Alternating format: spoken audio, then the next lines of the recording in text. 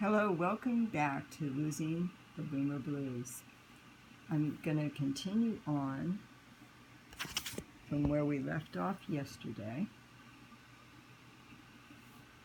These days, Fred frequently met up with Bob at Kelly Cove. They have reconnected and found equanimity. George's ashes had been scattered over the ocean, and to Fred and Bob, George's spirit surfs the waves with them. Back in the day, surfing had been their favorite sport.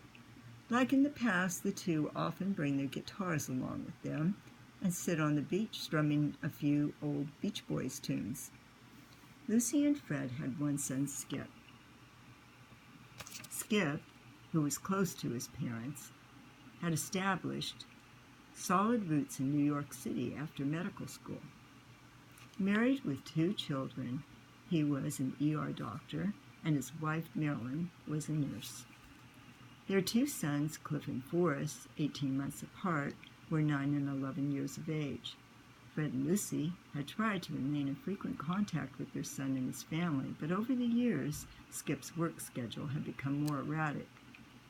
His on-call hours made it impossible to visit. So Lucy and Fred kept in touch mostly by phone and FaceTime. Skip and Marilyn were trying for another child, and this time they were hoping for a girl. Fred and Lucy were planning a quick trip to New York City to bring their 2 grandsons back with them to San Francisco. The boys were excited about their summer vacation and searching the internet for interesting places to visit in the Bay Area. While the boys were away, Skip and Marilyn would have alone time. This could prove to be a wonderful summer for all concerned. As far as the blessings of a new baby on the way, only time will tell. Chapter 2. February 2017. Vincent visits Mary. Vincent arrived at Mary's home right on time to celebrate her birthday. The weather had been unpredictable for the last week. It was overcast and raining on and off for the most part. Mary was unsure if they should eat in the dining room or outside on the patio.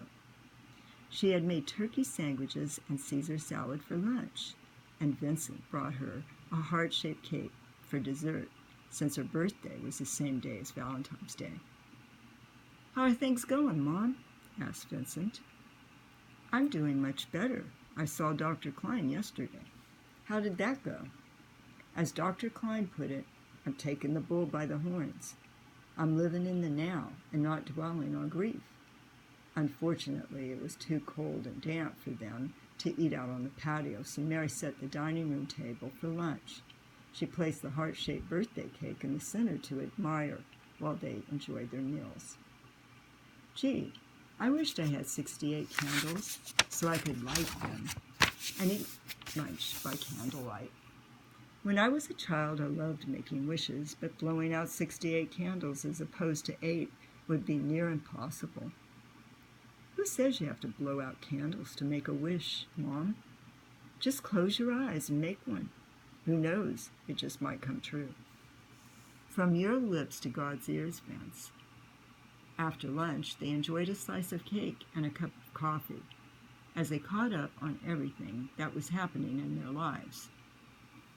Vincent's great-grandparents were from Palermo, so he wanted to visit Italy. Longing to travel to faraway places, he made Sicily the first on his bucket list. "I'm planning to visit Sicily, and I'd like to connect with Dad's cousins in Palermo. Do you think you could reach out to them?" "I'll look for the address and write to them. When are you planning to go?" "Maybe in the summer or fall. I'm uncertain. It all depends. I've been busy lately, but where there's a will, there's a way. I always wanted to find my relatives in Ireland, but that never happened. Sometimes life gets in the way." "I hear you, Mom. You simply have to make time. Life's too short." "So, Mom, what's bothering you so much about aging?" "It's no fun, Vince. You have no idea. The aches and pains are a challenge, and the wrinkles don't help you forget when they stare back at you in the mirror."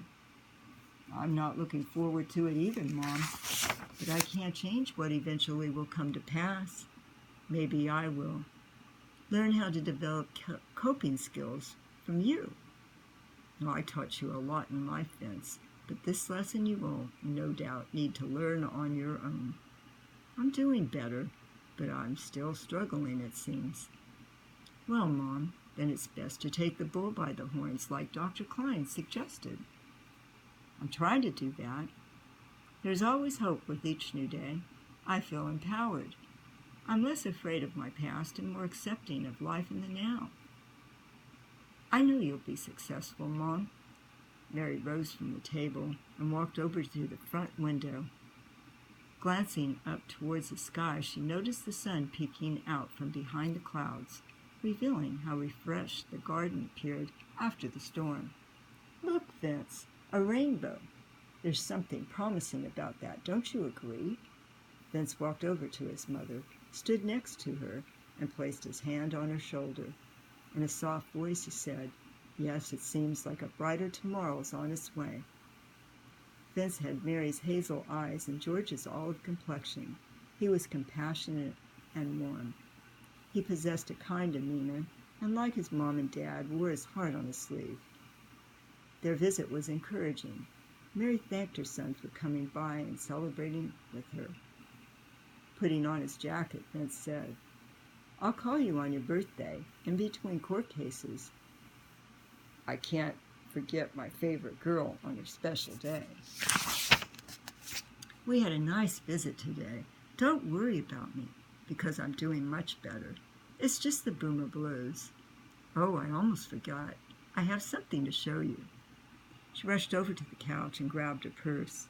She took out the eyeglass case, opened it, and showed Vince her vintage sunglasses. Where did you find those? Yesteryears. Grace gave them to me. I'm discovering that living in the now and strolling down memory lane is more pleasant with my shades on. There's just one problem.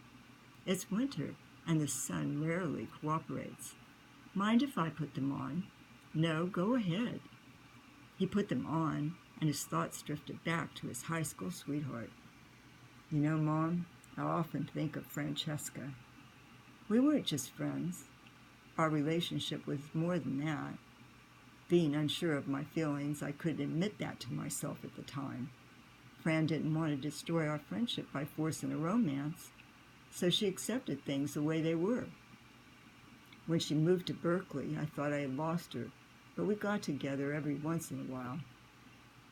It was challenging when she moved to Los Angeles to study environmental law, though, because we rarely kept in touch. It seemed like we were drifting apart. We both were working hard to succeed in our careers. I'll never forget all the fun we had together during our high school and college years. I miss her in my life. How can anyone forget their first love? Not me, that's for sure. But I don't think I realized it was love until now. Perhaps in time, you'll find a way back to one another. If you're searching for answers, maybe those sunglasses can help. Vincent shrugged his shoulders. Walking with Vince to the front door, Mary stated, "Time will tell. True love always finds a way, as Dad used to say." Vince removed the shades, handed them back to his mom, and said, "Whatever it takes. You have a great attitude. Don't lose those sunglasses. The clouds are getting darker, so I'll get going before it pours." Vince knew that the sunglasses were a crutch to help his mother get on with her life. Everyone's approach to resolving outstanding issues from their past is different. His mother was looking through the tinted lenses of vintage sunglasses to find her new tomorrows. They were giving her hope that eventually her memories would set her at ease. Mary smiled and said, "I'm happy I shared my shades with you." Vince hugged and kissed her goodbye and said, "It's all good, Mom. I'll call you on your birthday." Mary stood in the doorway, waving to Vince. She put on her sunglasses, and all was calm in the now. We'll continue on with Chapter 3 tomorrow, where we'll find Jane volunteering at yesteryears. Thanks for coming. Have a nice evening.